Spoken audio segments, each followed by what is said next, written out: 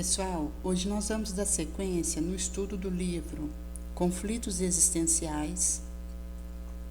Estamos no capítulo 8, Ansiedade, onde a Joana vai falar um pouco da psicogênese da ansiedade, desdobramento dos fenômenos ansiosos e terapia para a ansiedade. São muitos os fatores preponderantes e predisponentes que desencadeiam a ansiedade. Além das conjunturas ancestrais defluentes de conflitos trazidos de transatas existências, a criança pode apresentar desde cedo os primeiros sintomas ansiosos no medo inato do desconhecido, denominado por John Bowlby como vinculação, e do não familiar. Em realidade, essa vinculação apresenta um lado positivo, que é oferecer-lhe segurança, conforto, especialmente junto à mãe, com a qual interage em forma de prazer. Desde o nascimento, havendo esse sentimento profundo, a criança prepara-se para uma sólida interação com a sociedade e demonstra-o desde o princípio, quando qualquer satisfação ou alegria lhe proporciona um amplo sorriso, apresentando-se confiante e calma. Então, desde o momento que a criança nasce, ela tem essa emoção, esse sentimento profundo, que pode estar ausente, mas em estando ali no interior desse infante, vai estar preparando-a para uma sólida interação com a sociedade. Isso vai ser demonstrado quando qualquer satisfação ou alegria lhe proporciona um amplo sorriso. Ela se apresenta calma, confiante. Quando isso não ocorrer, há uma possibilidade da criança não sobreviver ou atravessar períodos difíceis em face de um medo inespecífico que seria originado pela ausência materna, que os psiquiatras identificam na condição de ansiedade livre flutuante. O paciente apresenta um medo exagerado e, porque não sabe de que, fica ainda com mais medo. Forma um círculo vicioso. Nesse sentido que a experiência de ter um medo exagerado e não saber o porquê disso, não tem a correlação daquilo que a causa medo, vai sentir mais medo ainda, formando um feedback retroalimentativo, uma viciação circulosa. Dessa ansiedade, as aparentes ameaças externas, mesmo insignificantes, tornam-se-lhe demasiadamente grandes, culminando na idade adulta com uma dependência infantil. Então, nesse sentido que algo que aparentemente me ameace vindo do externo, mesmo que seja irrisório, sou menor, torna-se em demasiado grande e vai culminar na adulteza com uma dependência infantil. Quando uma criança é severamente punida pelos pais, que se apresentam como predadores cruéis, há maior necessidade de apego, tornando-a mais dependente, busca refúgio neles mesmos, que são os fatores do seu medo. Nesse sentido que, se a criança recebe punição severa dos pais, se apresentando como perversos predadores dela, vai intensificar o apego, ela fica mais dependente e vai buscar esse refúgio nos pais, que são os fatores do medo que ela sente. Esse medo do desconhecido, ainda segundo Bowlby, impõe uma vinculação familiar que ao ser desfeita, amplia a área da ansiedade. Então, aquilo que é desconhecido e que causa medo nessa criança vai impor uma vinculação familiar que, se desfeita, amplia a área da ansiedade. O fenômeno tem suas raízes profundas na necessidade de reparar a afetividade conflitiva, que vem de outras existências espirituais. Quando houve desgoverno de conduta, gerando animosidade nos atuais pais e necessidade de apoio. No espírito que ora se sente rejeitado, endividado. Então, ela vai trazer que isso tem a sua enraização profunda na necessidade de reparação de uma afetividade conflitiva, que vem de existências espirituais pregressas, quando, devido ao desgoverno de conduta desse espírito ora infante, então endividado, na época gerara animosidade nos atuais pais e necessidade de apoio desse espírito criança que hoje se sente rejeitado e é o rejeitado de acordo com uma perspectiva do seu sentimento, visto que essa percepção é dentro do indivíduo. O outro pode ir embora, pode não responder, não se fazer presente. Quando eu associo isso com algo que eu levo para o lado pessoal, que é porque me abandonou, me menoscabou, me rejeitou, isso tem a ver com a minha ferida interna. E é nesse sentido que essa criança, por ser um espírito endividado, vai ter essa forma de perceber e receber o que vem na sua direção. A vinculação com o pai produz segurança, a separação proporcionará angústia. No período inicial, essa vinculação pode ser transferida para outrem, quando na ausência da mãe. Mais tarde, porém, como a criança já sabe quem é a mãe, não a tendo, perturba-se, chora, inquieta-se e transfere a insegurança para os outros períodos de existência. Então, ela vai trazer aqui que a vinculação pode ser transferida para outrem no período inicial, se a mãe estiver ausente. Mais tarde, quando a criança souber quem é a mãe, se esta não estiver presente, essa criança perturba-se, inquieta-se, chora e vai transferir essa insegurança para outros períodos de existência. Essa ansiedade fundamental ou básica representa insegurança que resulta de sentir-se a sós, no mundo hostil, em total desamparo, levando-a a um tormento, no qual nunca está emocionalmente onde se encontra, desejando conseguir o que ainda não aconteceu. Decorrendo dessa instabilidade que a caracteriza, anseia por situações proeminentes, conquistas de valores, destaques, especialmente realização pelo amor, em espetaculares mecanismos de fuga do conflito.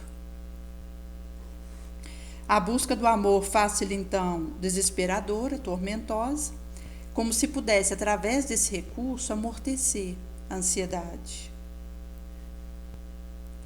No íntimo, porém, evita emocionais envolvimentos verdadeiros, por medo de os perder e vir a sofrer-lhes as consequências.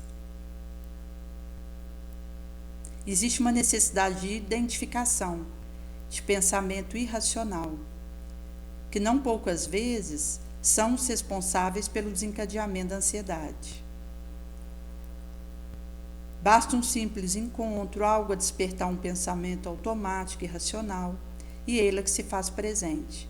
Então aqui ela vai trazer de uma necessidade de identificar pensamento irracional, que só ser responsável por desencadear a ansiedade.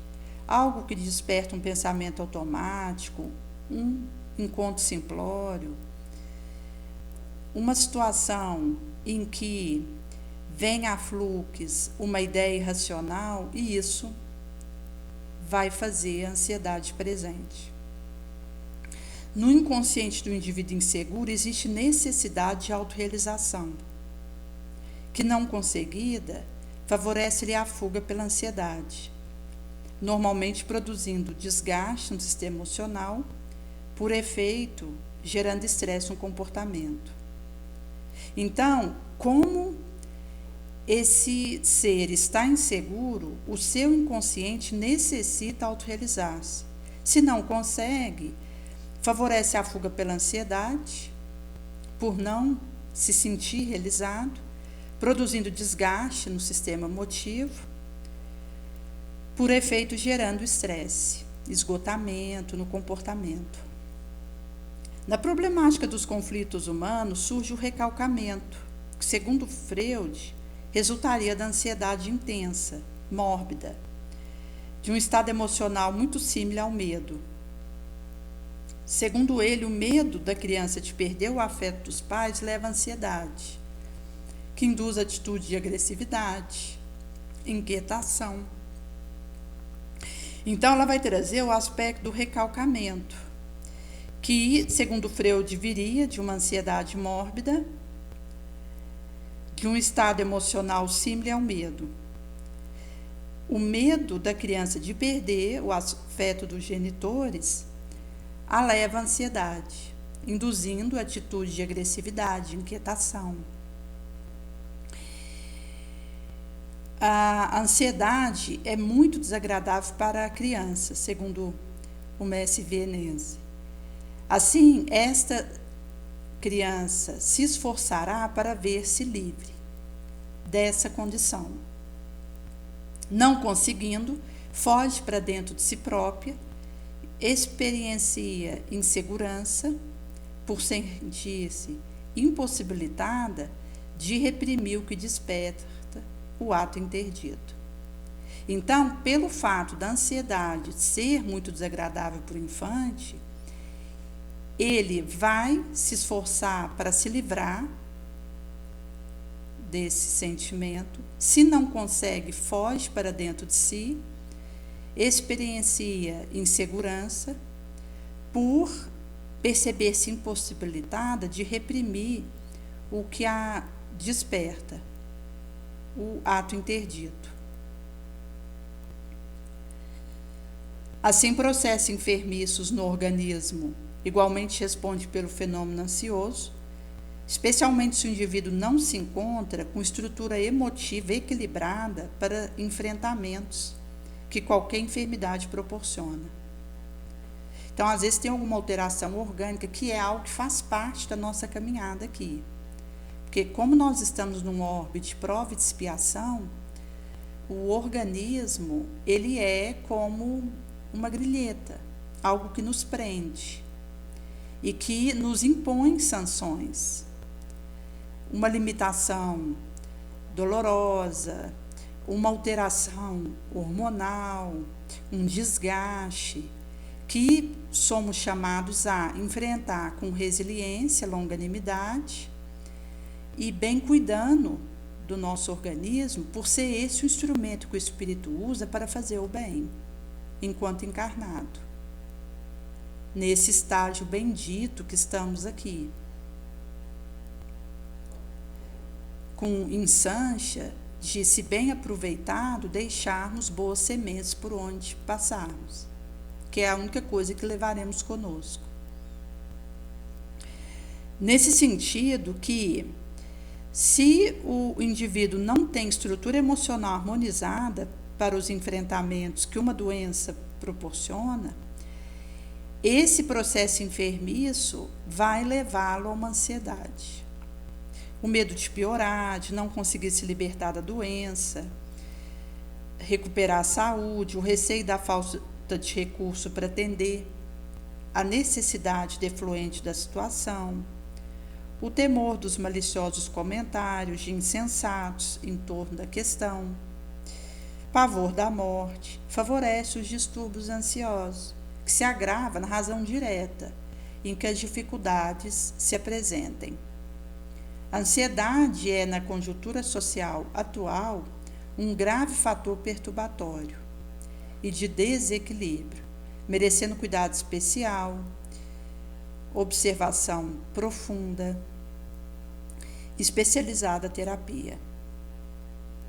E nós temos atualmente a ansiedade como causa primeira de transtornos psíquicos. Aí, junto com a depressão, o pânico, a ansiedade ela está no topo, traduzindo um aspecto urgente de ser cuidado, refletido, observado e terapiado. Inclusive considerando que eu precisarei ter uma autoobservação consciente, constante. Porque o sábio, ele procura aprender com as situações, com as circunstâncias, com os acontecimentos.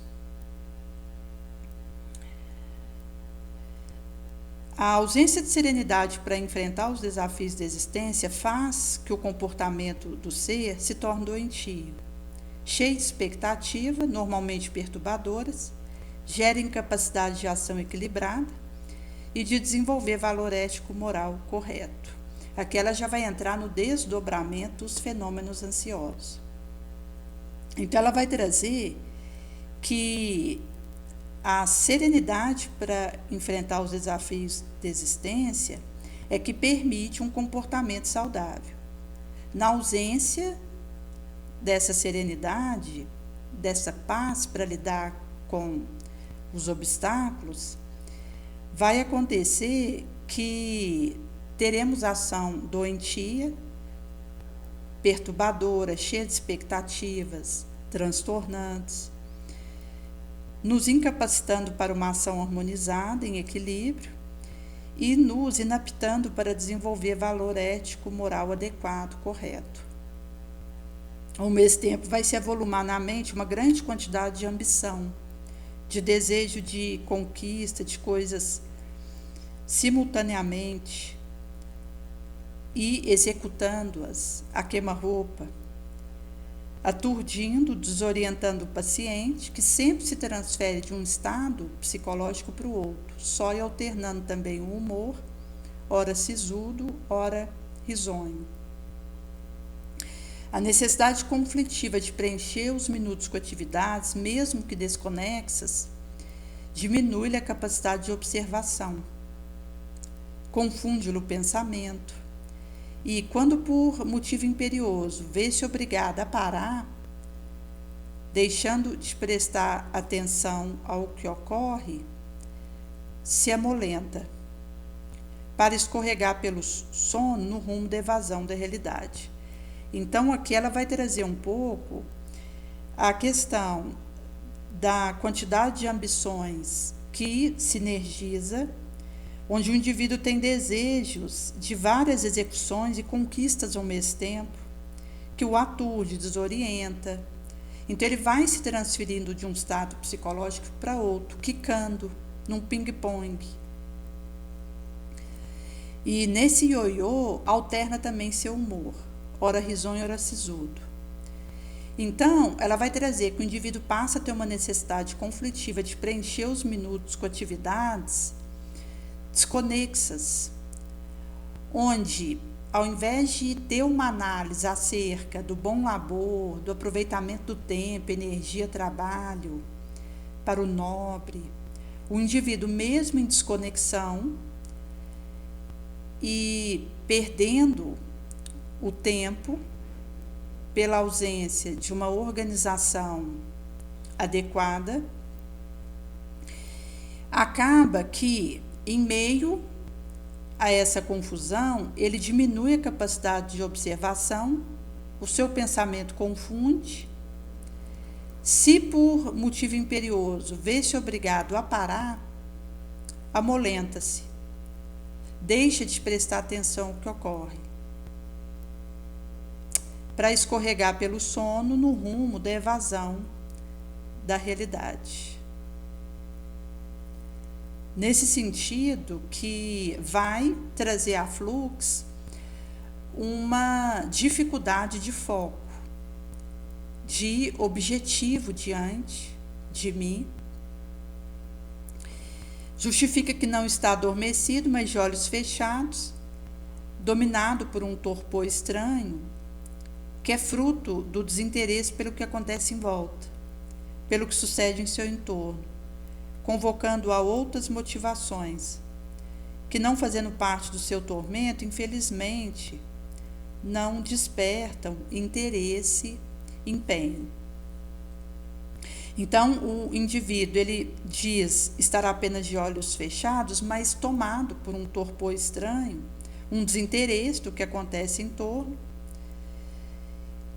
convocando a outras motivações que, por não fazer parte do seu tormento, infelizmente não desperta interesse.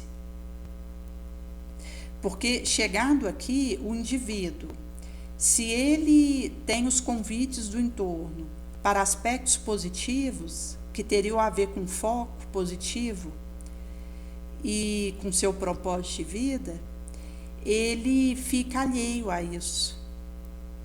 E nesse sentido que a devaneio, ele não dá importância para o que importa, por não fazer parte do seu tormento.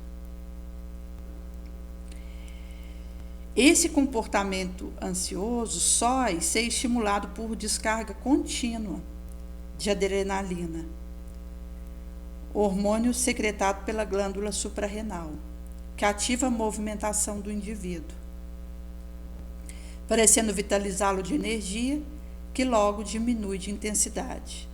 Então, vai ser acompanhada essas descargas contínuas de adrenalina, que é esse hormônio que as glândulas suprarrenais secretam, ativando a movimentação do indivíduo, parecendo vitalizá-lo energeticamente, mas logo diminui de intensidade. Por essa razão, algumas vezes torna-se ativo, loquaz, alterna movimentações que o mantêm um intenso trabalho, nem sempre produtivo, por falta de direcionamento, coordenação. Noutras ocasiões, sofre inquietação, atormenta-se em estado de mutismo, taciturno, mas interiormente tumultuado, ansioso. Então, aqui ela vai falar um pouco de que, pela descarga adrenalínica no organismo, o indivíduo pode ficar ativo, loquaz, fazendo movimentações num labor intenso, mas sem coordenação, direcionamento, sem o para quê. E por isso, pode ser um estacionamento numa improdutividade, aparentemente sob a capa de movimentação. Noutras ocasiões, ele vai sofrear a inquietação e se atormentar no estado mútico, taciturno, mas dentro de si estará tumultuado, ansioso. Nesse sentido que quanto mais o indivíduo se deixar arrastar pela insatisfação do que faz, mais deseja realizar, não se fixando na análise das operações concluídas, logo desejando outros labores e desafios que não tem capacidade para atender conforme seria de desejar. Então, a insatisfação vai ganhando campo no indivíduo que se deixa arrastar por essa intensificação. Isso vai o levando a mais desejar realizar, mas não se fixa para analisar as operações concluídas. E, em sendo assim, logo desejará outros labores e desafios que não tem capacidade para atender, conforme seria de desejar. Então, ele, nessa turbulência comportamental, torna-se, não raro, preconceituoso, exigente, violento, agressivo, desejoso de impor sua vontade contra a ordem estabelecida, ou aquilo que considera carente de reparação, errado, porque acaba que fica uma instabilidade profunda, mórbida, que faz o indivíduo entrar num ioiô de insatisfação, de contraproducência, em que mesmo tendo movimentações está sem produzir algo de útil e, ao mesmo tempo, distante do seu propósito. Aqui, a palavra útil ligado ao para que o indivíduo está aqui. Porque, às vezes, a pessoa ela pode estar numa ocupação boa, mas não está conectada com o propósito da sua existência.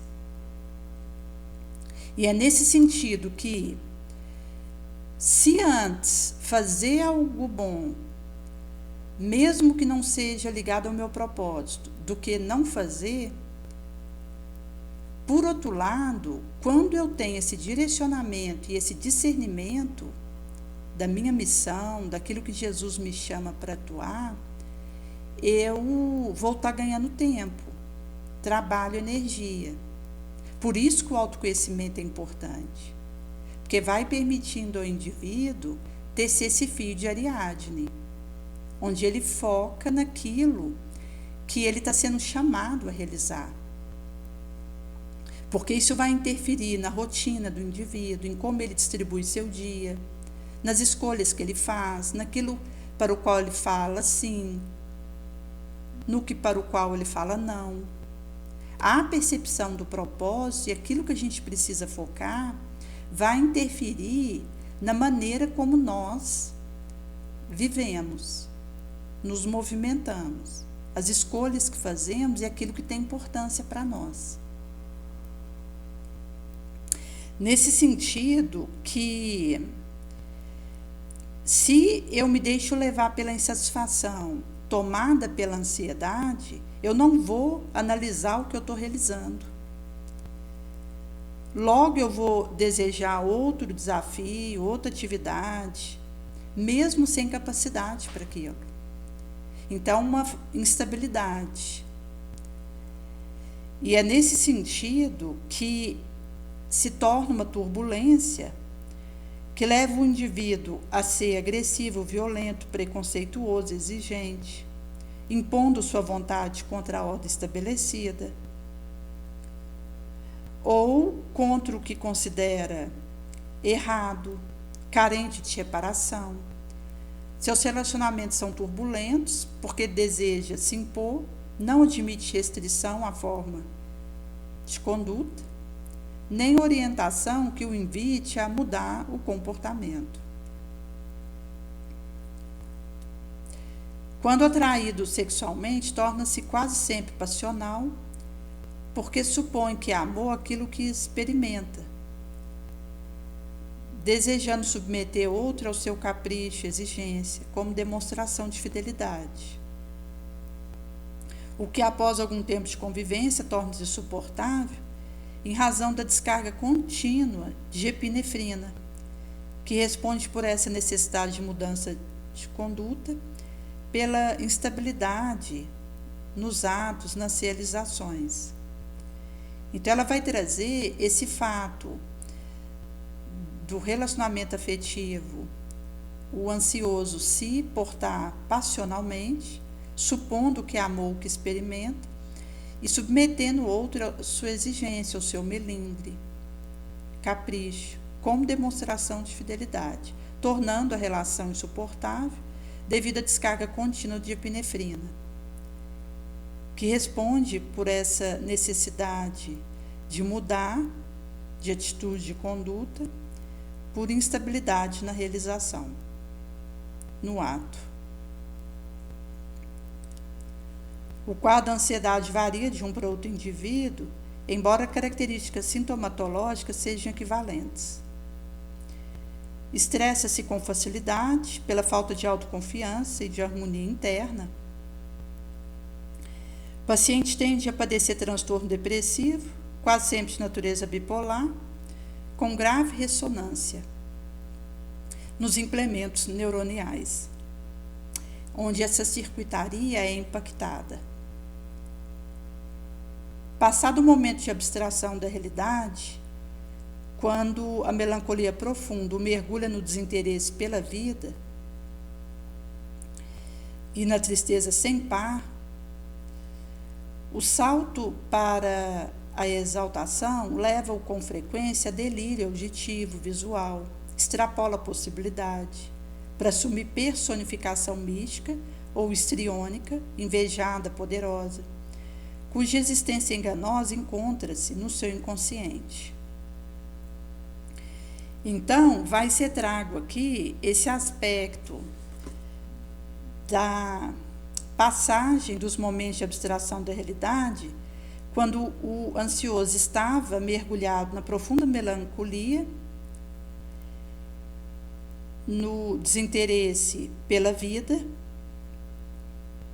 tristeza sem par, e ele salta para uma exaltação, levando sói a delírio visual, auditivo, extrapolando possibilidade. Assume personificação histriônica, mística, invejada, poderosa, cuja existência enganosa encontra-se no seu inconsciente. Terminado o período de excitação, no trânsito para o novo submergir na angústia, torna-se muito perigoso, porque a realidade perde os contornos e o desejo de libertação do mal-estar e de fugir atira-o nos abismos do autocídio. Então, por ser um transtorno depressivo quase sempre de natureza bipolar, ao terminar esse período de excitação, no trânsito para submergir novamente na angustiação, o perigo é grande. Pela realidade, perdeu os contornos, desejo de fugir, de libertar do mal-estar, atira nos despenhadeiros do autocídio. Desfila em nossa comunidade social inúmeros indivíduos ansiosos que se negam ao reconhecimento do distúrbio que os atormenta, procura disfarçar com tabaco, álcool, nos quais dizem dispor de um bastão psicológico para apoio e melhor reflexão, nas drogas aditivas, no sexo insaciável, desvairado, o que mais lhes complica o quadro de emocional insanidade. Reconhecer a situação abre ensanche para uma terapia de autoajuda, pelo menos ensejando receber de imediato o apoio do especialista. Então, aqui ela vai trazer um pouco que inúmeros indivíduos, eles desfilam se negando a reconhecer a ansiedade atormentante que vivem, disfarçando isso com tabaco, com álcool, dizendo ser um bastão psicológico para melhor refletir e se apoiarem, como uma bengala. Também no sexo desvairado, insaciável, a droga aditiva, mais lhes complicando o quadro de insanidade psíquica e emocional. Reconhecer a situação vai abrir essa janela para uma terapia de autoajuda, pelo menos ensejando o recebimento de um apoio terapêutico. Na terapia, ela vai trazer que, inquestionavelmente, todo desapontamento e toda aflição que atinge o ser humano procede-lhe do espírito, atado ao conflito que se deriva da malograda experiência corporal transata. O self, ao longo das vivências acumuladas, exterioriza culpas, inquietações, que necessita de ser liberada, mediante catarse, pelo sofrimento reparador, a fim de harmonizar-se. Então, aqui ela vai trazer que nós somos espíritos milenares, tivemos várias existências encarnados, e ao longo destas vivências, que sinergizam uma com a outra, tanto no aspecto positivo quanto no aspecto negativo, porque são solidárias entre si, o indivíduo vai exteriorizar a culpa e inquietação que ele necessita liberar, via catarse, pelo sofrimento reparador, a fim de se equilibrar, de se reajustar perante a lei de causa e efeito. Se isso não ocorre, o ego apresenta-se inquieto, ansioso e estremunhado. Especificamente no distúrbio ansioso, esses fenômenos atormentadores sucedem-se, como liberação de dramas íntimos, que jazem no inconsciente profundo, arquivados nos recessos perispirituais, e afeta o sistema emocional. Então, vai ter essa liberação de drama íntimo, jazindo no inconsciente profundo, cujos fenômenos atormentadores, arquivados nos recessos do perispírito, afetarão o sistema emotivo. A terapêutica libertadora há que iniciar-se na racionalização do tormento, trabalha-o via reflexão, adoção de otimismo, de modo que lentamente equilíbrio e paciência possam instalar-se nas paisagens interiores. Hábeis psicoterapeutas conseguirão detectar causas atuais da ansiedade, remanescentes das causalidades pregressas, liberando pouco a pouco o paciente, via confiança que lhe infunde, encorajando para os cometimentos saudáveis. Então, a partir da detecção das causas atuais da ansiedade que remanesce de causalidades pregressas, gota a gota o indivíduo vai sendo liberado pela confiança que lhe infunde, encorajamento para um cometimento harmonioso, saudável. Porque nós vamos trazer experiências difíceis, de existências anteriores. Porque uma existência ela não é independente da outra. Quando o indivíduo encarna, ele não apaga da consciência aquilo que ele viveu em existências pregressas. Isso está arquivado no inconsciente profundo. E o indivíduo sabe os malogros, os erros, os enganos que ele cometeu, pedindo reparação, pedindo conserto. Por isso é necessário ter paciência, se amar, se perdoar, se acolher. Porque isso vai infundindo esses metais da confiança e vai intrepidando o indivíduo para um cometimento de autoestruturação, harmonização. A pessoa vai se sentindo capaz de se ajudar, de ser útil onde ele se encontra. E isso, inclusive, vai afetando positivamente a autoestima. Há casos, quando há problema da libido, o psicanalista poderá reconduzir o indivíduo à experiência da vida fetal, ou da perinatal, ou infante no lar, destrinçando as teias retentivas em torno da perturbação, que não conseguiu digerir no período da ocorrência. Transferindo medo e incerteza para o inconsciente, ele os agora ressumando em forma de ansiedade. Esta poderá ser diluída após o labor de psicanálise nas suas origens. Nesse sentido que esse reconduzimento à experiência, quando criança, na fase perinatal, fetal, vai destrinçar essas teias retentivas em torno de perturbações que o indivíduo não logrou digerir no período que ocorreram. Então, é possível hoje, pela terapia, o indivíduo fazer essa diluição. Porque o medo e a incerteza foi transferido para o inconsciente, está ressumando, derramando na forma de ansiedade. Por isso é necessário fazer a abordagem, a diluição disso, para que possa ir se curando. O paciente, no entanto, como responsável pelo distúrbio psicológico, deve compreender o paraquê da sua atual existência corporal, instrumentalizando-se com segurança para trabalhar-se, se adaptando ao esquema de paz e saúde.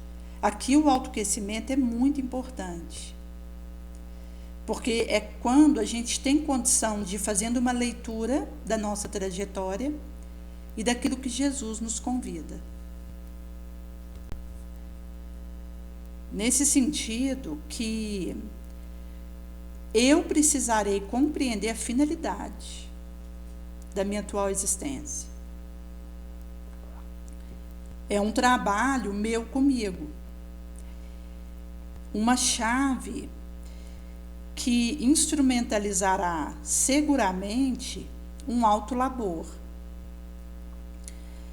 adaptando-me a um esquema de harmonização, de saúde, de tranquilidade, de segurança, de lucidez. Leitura edificante que propicie renovação mental e emocional, técnica de yoga, disciplinando a vontade, o sistema nervoso, domínio sobre si mesmo, autoabordagem, de auto-perdão, de autoconduzimento, de autolibertação, cura, vão constituir valioso recurso psicoterapêutico ao alcance de cada qual.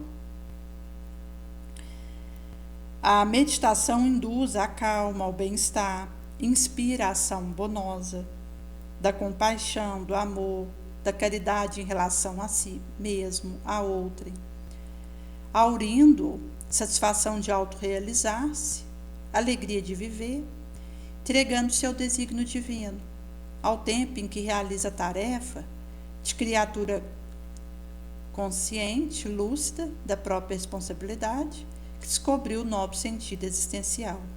E esse aspecto é basal, porque do momento que o indivíduo ele tem a percepção do sentido da sua existência, ele vai se fortalecendo na pauta em que ele se envolve nessa atividade e se engaja. É por esse motivo que aquela atividade que percebamos nos coloca em contato com os espíritos nobres, olhemos com carinho para ela, porque vai trazer um acordamento feito no astral para a nossa existência, que precisará ser útil e deixar frutos bons enquanto estivermos por aqui. E aqui entra um aspecto que é relacionado à nossa perseverança no bem, a essa estabilidade. Porque o indivíduo, para ele conseguir estar num trabalho útil e ser leal a ele, ele precisa estar minimamente harmonizado. Ter disciplina, domínio sobre si mesmo, acender a sua luz, mantê-la acesa. Isso são manobras circuitárias básicas para que a pessoa ela consiga, de posse dos ferramentais adequados, levar adiante um labor. Caso contrário, a gente fica como que um joguete na mão da nossa enfermidade, ao qual vem se sinergizar obsessores, a devaneio. E isso vai significar uma marionete, onde a gente, por não decidir e não engajar na proposta da nossa existência, outrem vai decidir por nós. E quando isso acontece, é uma sinergização obsessora que se aproveita da brecha que nós deixamos e que nos arrasta para a inutilidade, para a perca de tempo, para os suicídios discretos, espetaculares, para as desistências de todo porte.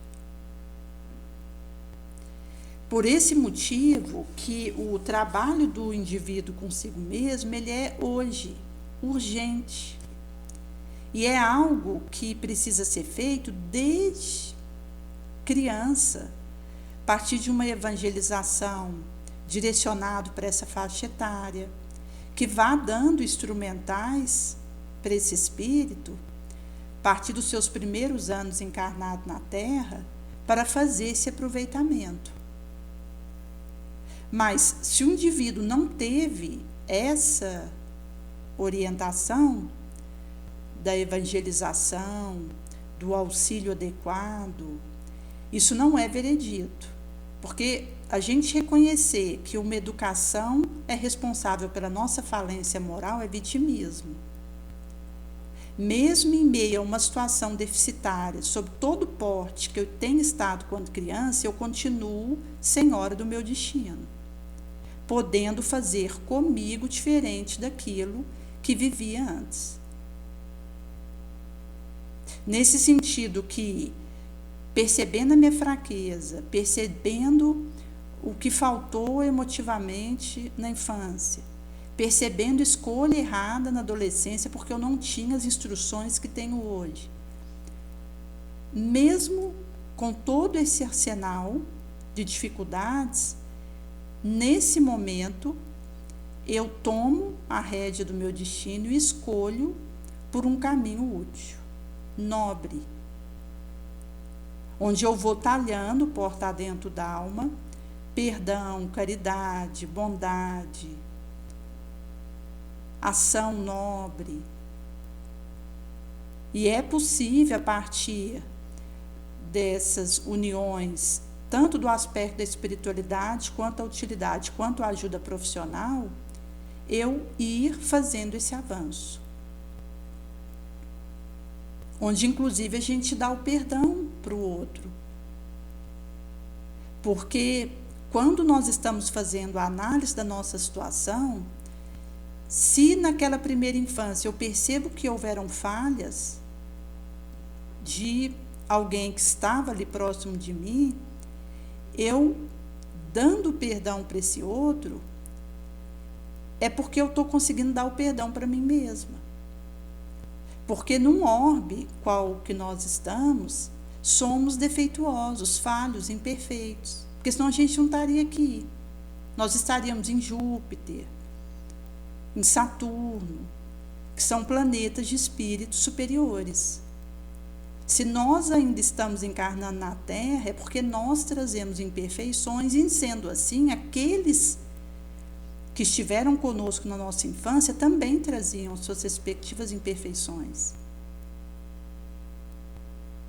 Nesse sentido que essa análise honesta, lúcida, nos permite perdoar a nós próprios e ao outro, tomarmos a rédea do nosso processo.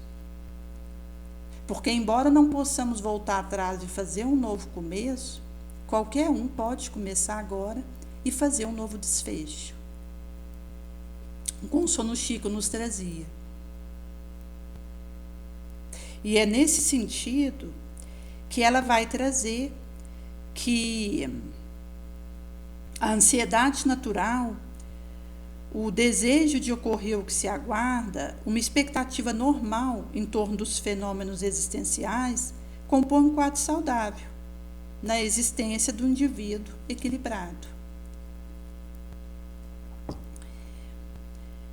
Porém, o tormento a produzir distúrbio generalizado, como sudorese abundante, arritmia cardíaca, colapso periférico, receio de insucesso, inquietação exagerada, produz estado patológico, que pode ser superado com o auxílio do especialista na psicoterapia e o desejo pessoal, realizado com empenho, fervor para consegui-lo.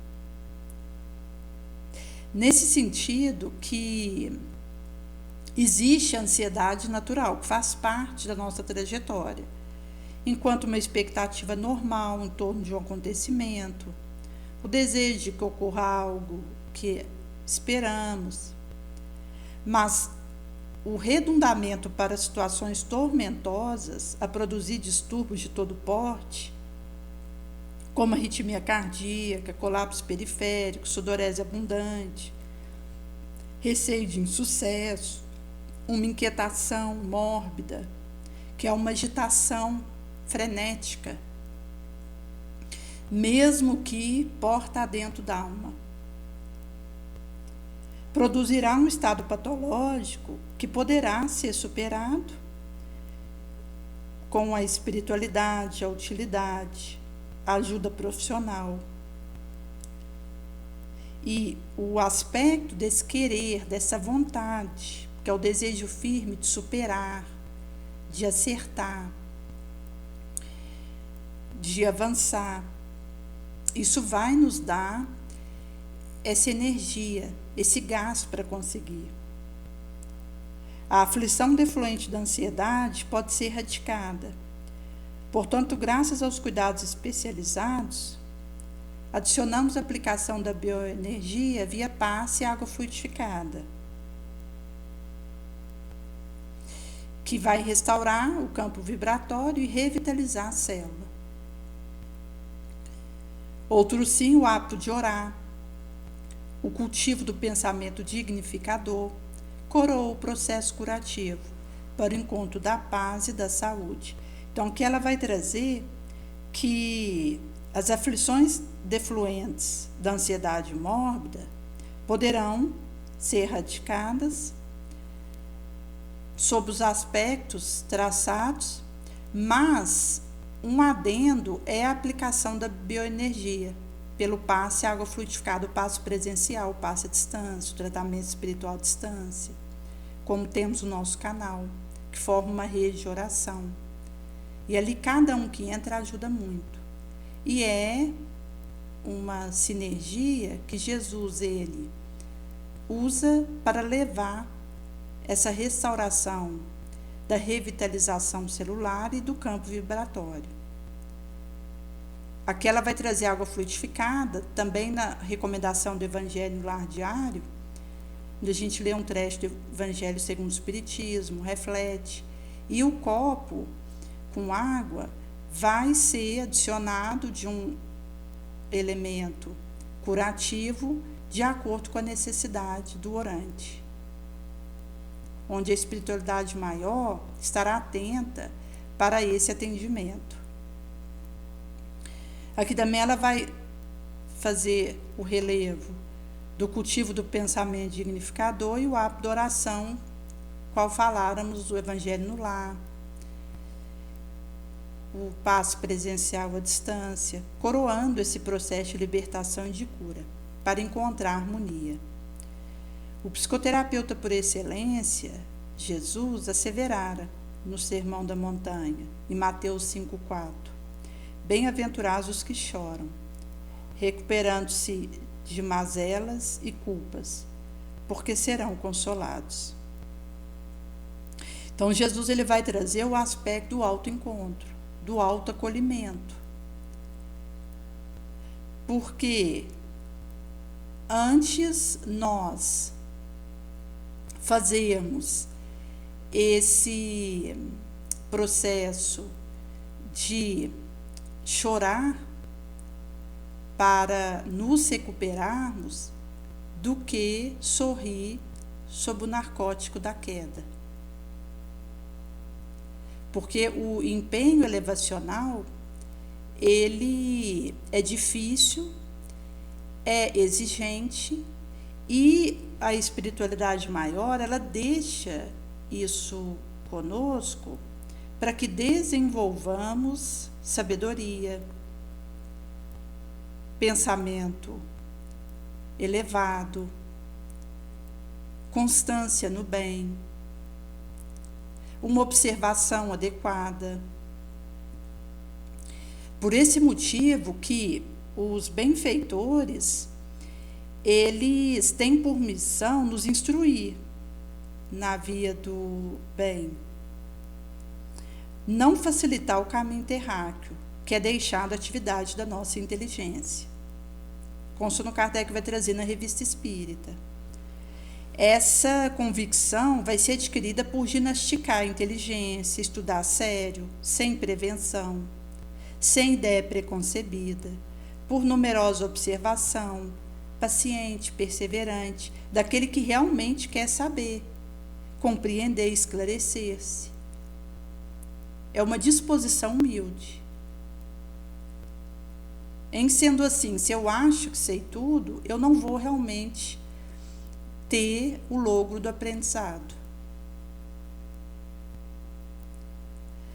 Chegado nesse ponto, discuto com calma, moderação, examino com cuidado, aprofundo tudo com um olhar, via óptica, observadora, conscienciosa, e não com a leviandade do curioso, apressado, superficial. É uma lógica flexível que vê, raciocina, compara, reflete, vigia a hora, os fatos enquanto estão acontecendo. Os fatos não serão provocados. Precisaremos aproveitar enquanto ocorrem, consono Kardec traz. Então, é uma observação atenta, paciente, assídua, intensa, onde nós cuidamos do entusiasmo, para que não nos cegue, nos precipite, nos tire o bom senso. O que não for bom para todos, não será para ninguém. Antes excesso de circunspecção, de recuo, do que imprevidência, do que prejudicar outrem. Na melhor intenção, nessa paixão para o bem, também vai haver uma prova para exercitar nossa perspicácia, capacidade de julgamento, adaptabilidade, de escolher forma. E em sendo assim, desfazermos essa escolha em que estávamos acostumados para ficarmos com a essência. Então, nós optaremos pela essência ao invés da forma, que é extrair o espírito da letra. Quanto mais a gente desapega, espiritualiza e faz a urdição dos metais, da abnegação, da renúncia, mais a gente fortalece a essência, o que importa.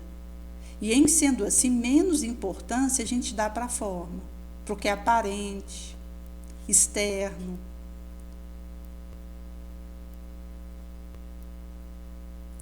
É nesse sentido que ele vai trazer que isso faz mais pela propaganda da instrução espírita do que se saísse com o único pensamento de haver satisfeito curiosidade, porquanto a impressão dela resultante nos induz a refletir, ao passo que, no caso contrário, estariam mais dispostos a rir do que a crer. Por isso que bastará um coração caridoso que curva a cabeça para ser humilde. A melhor garantia contra a trapaça está no caráter, honorabilidade, desinteresse absoluto, total despretensão moral, material. Aquele que se consome na virtude obscura, modesta, em toda coisa tem uma retidão de espírito, uma atenção judiciosa, que o impede de ser murmurador.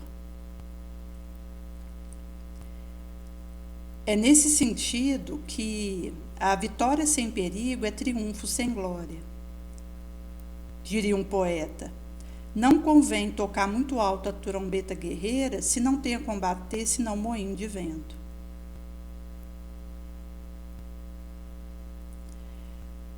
Por isso que vai ser trago, que é pelo afastamento do fim providencial do Espiritismo que nos expomos a sermos enganados pela turba de espíritos mentirosos que se agitam incessantemente em torno de nós. Por isso que esse aspecto que vai ser trago para o tratamento da ansiedade, transtornos correlatos, está ligado a essa busca incessante de combater o materialismo. Porque entre materialismo e nada, opta pelo materialismo. Por isso que o espiritualismo ele vem nos trazer o para quê da nossa existência. O objetivo de estarmos encarnados na Terra.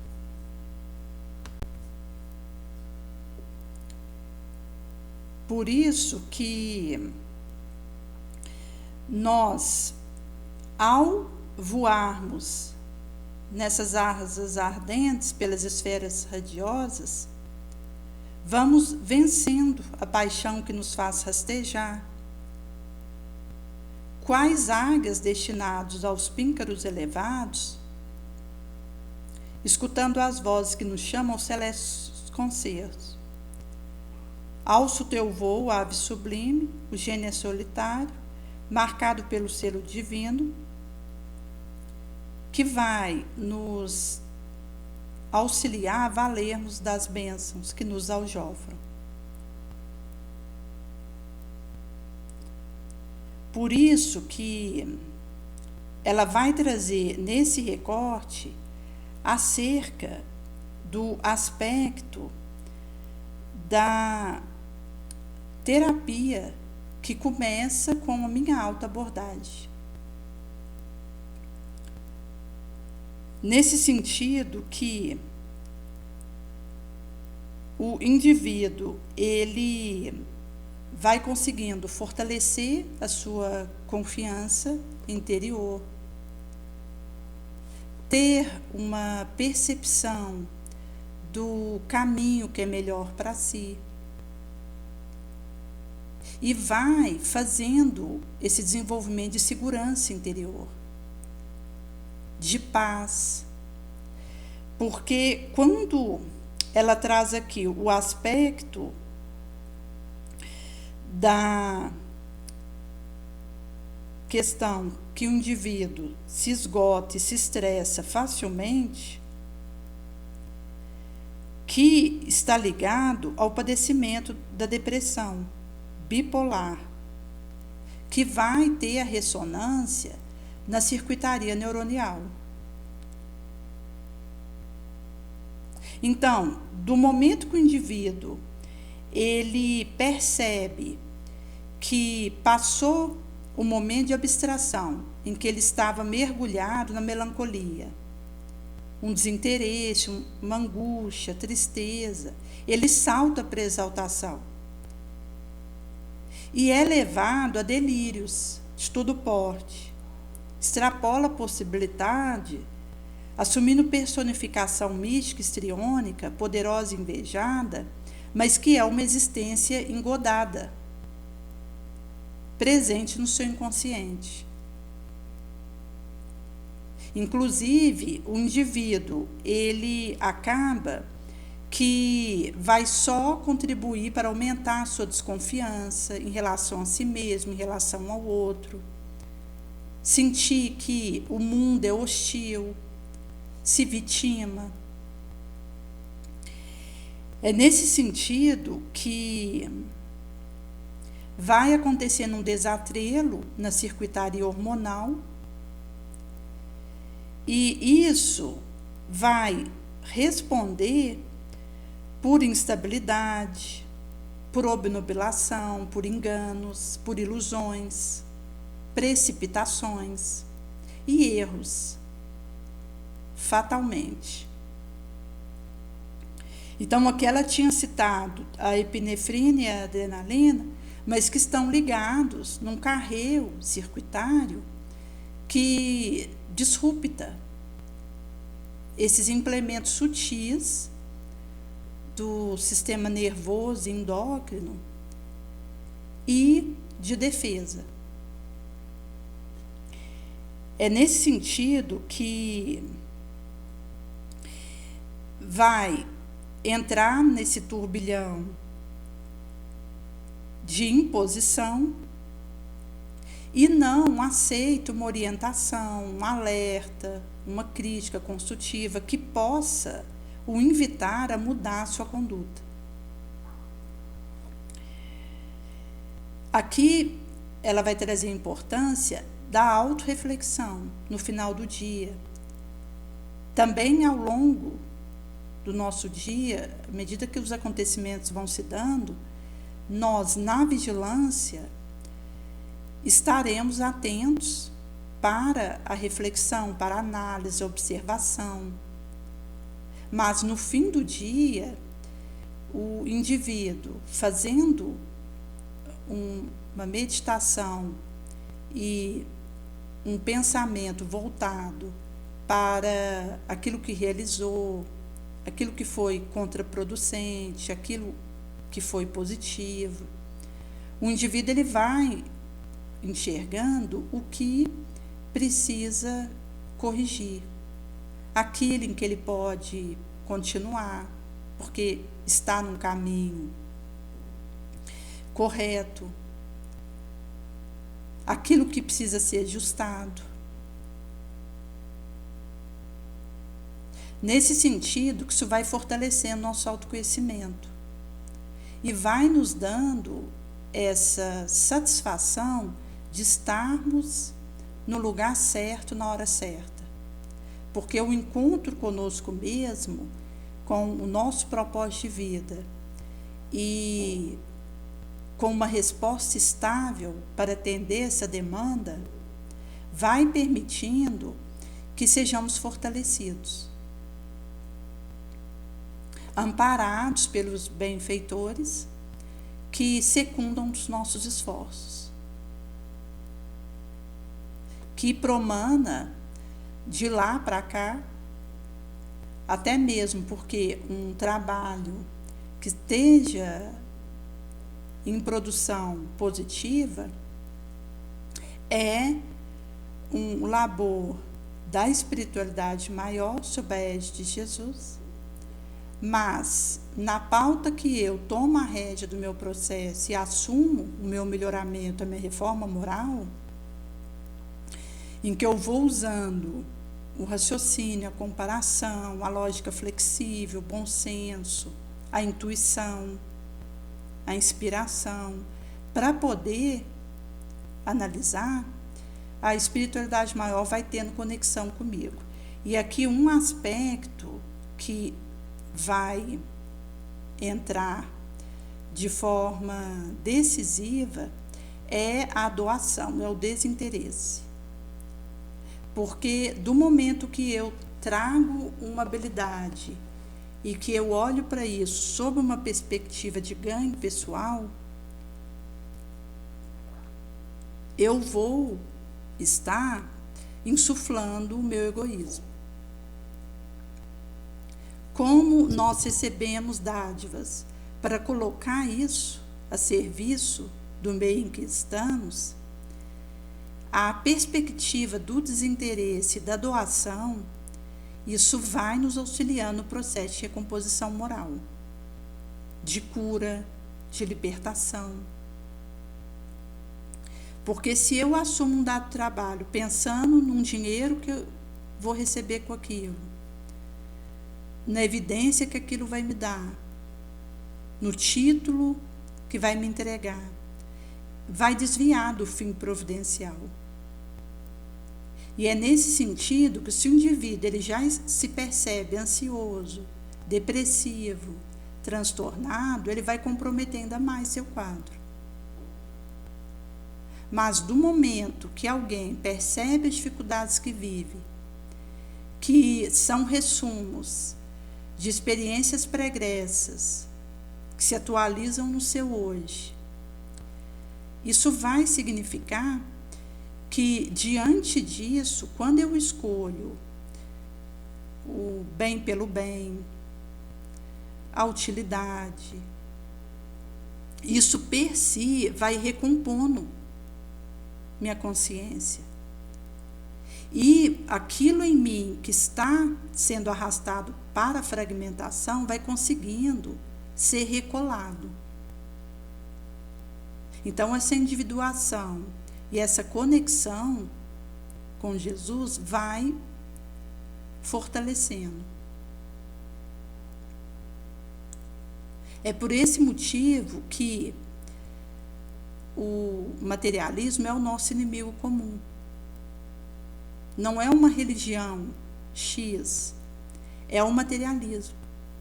Porque essa ideia vai nos inculcar que eu devo pensar em mim em detrimento do outro, que eu preciso fazer movimentações competitivas para, em detrimento do que acontece à minha volta, garantir para mim, pouco me importando com o que está acontecendo do meu lado. Também há ideações de acúmulos, de excessos, para garantir um suposto futuro que nunca estará em nossas mãos,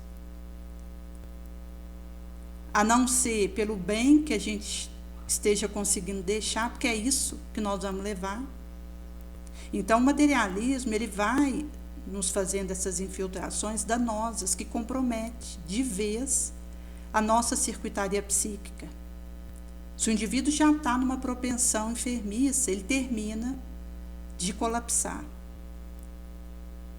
Porque essas ideias, elas vêm fazer insuflação, intumescência com orgulho, sensualismo, egoísmo, que são nossas feridas, nossas chagas. Nesse sentido que, do momento que o indivíduo ele deseja se ajudar, ele será chamado a combater as ideias materialistas dentro de si mesmo. E isso significa a gente romper na raiz com essas preposições, que são subrepetícias, vem num midiático, vem num convite, vem num lugar comum, que porque todo mundo faz, eu acho que vou lá e faço, mesmo que seja errado. Porque o certo continua sendo certo, mesmo que ninguém faça. O errado continuará sendo errado, mesmo que todos estejam fazendo. Por isso que é uma tomada de responsabilidade que vai acontecendo dentro de nós. Porque aí é possível não só identificar o meu adoecimento, mas eu trazer os antídotos, os pensos eficazes para lidar com isso. Em sendo assim, o começo é romper com o materialismo e fazer a minha reforma moral. Por isso a Joana vai trazer aqui que isso será associado com o aspecto da autodescoberta e, ao considerarmos desapontamentos e aflições, isso vai proceder dos nossos atavismos, a turbulências que se derivam de malogradas experiências transatas. Inclusive porque nosso estágio atual teve muito mais malogro do que o bem-sucedimento. Ontem que nós despertamos para o nobre, para o espiritualismo, para a utilidade, até um pouco atrás, nós estávamos voltados para o nosso próprio umbigo. E danava-se o outro. O que importava era garantirmos o nosso conforto, o nosso bem-estar, a nossa mais-valia, daquilo que nos atendesse materialmente. Em alguns segundos para cá, considerando a nossa jornada milenar, que nós despertamos para o outro, para o auxílio, para a compaixão. É nesse sentido que nós estamos engateando. E por isso a Joana vai trazer que nós trazemos uma série de desapontamentos, de insatisfações, de transtornos, devido aos atavismos malogrados das nossas experiências pregressas. Isso significa que a racionalização da situação e o trabalho, mediante reflexão, otimismo, onde via paciência e equilíbrio, possam se instalar na tecelagem interior. É nesse sentido que é uma proposta que se nos dirige e que começará por essa aproveitar o que está nos sendo trago. E é nesse sentido que Jesus ele vai trazer. Restitui a saúde aos doentes, ressuscita os mortos, cura leproso, expulsa demônio. Dai gratuitamente o que gratuitamente recebes, a começar conosco mesmo. Esse dar gratuitamente, o que gratuitamente recebermos, disse Jesus aos seus discípulos, prescreve não os fazer pagar por aquilo que nada pagou. O que eles tinham recebido gratuitamente era a faculdade de curar doentes, expulsar demônio, quer dizer, os maus espíritos. Dom lhes fora dado, gratuito, por Deus para aliviar daqueles que sofriam, para ajudar a propagar a fé. E lhes disse para dele não fazer um tráfico, nem um meio de vida, nem um objeto de especulação. É nesse sentido que vai ser descerrado que aos espíritos será pedido muito, por recebermos muito. Mas aquele que tiver aproveitado, será dado muito. É nesse sentido que é esse convite onde devemos aqueles a quem socorreremos pelas nossas preces, que é a mais poderosa forma de apaziguamento e lenitivo da dor. E é nesse sentido que vai ser trago da verdadeira caridade, vindo a somar-se com a ação. Não é assim que deveis falar quando, diante de um criminoso, chamado de miserável. Ao olharmos o nosso modelo Jesus, o que ele diria se visse um infeliz perto de si? Lamenta-lo-ia, consideraria como doente, bem miserável, lhe estenderia a mão. Podemos orar por ele, assistir seu espírito durante alguns instantes, que ainda deva passar sobre a terra, até o último suspiro. O arrependimento pode tocar-lhe o coração se orarmos com fé. Ele é nosso próximo, como o melhor dentre os homens. Sua alma revoltada, transviada foi criada, como a nossa, para se aperfeiçoar. Ajudemo-lo, pois, a sair do lamaçal e oremos por ele. Então, aqui, essa situação vai dizer dessa postura, dessa atitude mental amorosa, a começar conosco. Tendes razão afirmando que a felicidade está destinada ao indivíduo nesse mundo, se a procuramos não no prazer material, mas no bem. A história da cristandade fala de Marte, que foi o suplício alegre. Hoje, em nossa sociedade, não é preciso, para ser cristão, nem o sacrifício da vida, nem o holocausto do mar, mas única simplesmente o sacrifício do nosso orgulho, egoísmo, da nossa vaidade. Triunfaremos se a fé nos sustentar e se a caridade nos inspirar.